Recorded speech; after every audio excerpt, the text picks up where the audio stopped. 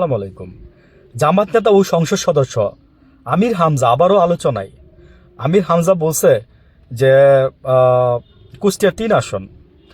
তো উনি বলছিল যে মানে সব কিছু দূর করে দিতে হবে, দুর্নীতি বলেন, এই বলেন, সেই বলেন। এই এলাকায় এখন মাত্র একমাত্র আমিই আছি। হ্যাঁ, আল্লাহ আল্লাহ ছাড়া আল্লাহও নাই, আল্লাহও নাই, আমিই আছি সব কিছু ঠিক করার জন্য। সেম সেম আমি বললাম না যে যে যেই কথা বলবেন, সে কোন দল করতেছেন আমি দেখব না।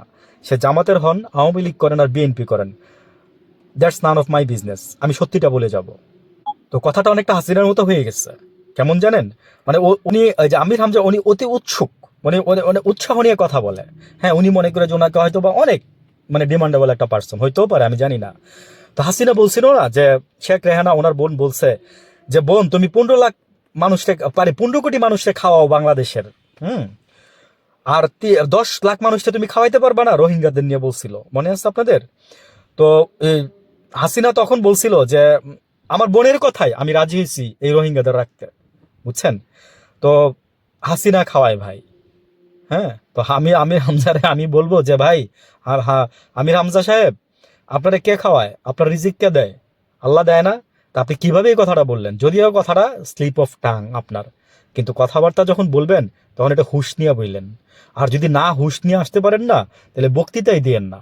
কারণ আপনার নিয়ে আলোচনা সমালোচনা বহুত হয়েছে, এর আগেও হয়েছে। আপনার নিয়ে মানুষ ট্রল করে, আপনি জানেন? আপনি জামাত নেতা, আবার সংসদ সদস্য, মানে বুঝেন, পট্টা বজায় রেখেন।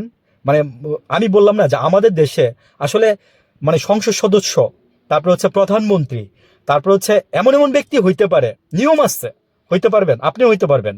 ওই যে বললাম না, রিক্সাওয়ালা, চানাচুরওয়ালা, ভ্যান গাড়িওয়ালা, ঠিক আছে? তারপরে হচ্ছে মানে আরো কোন কোন আলম, এরা যদি মনে করেন যে আপনার যে নমিনেশন কিনতে পারে, তা আপনিও পারবেন, তো সমস্যা নাই।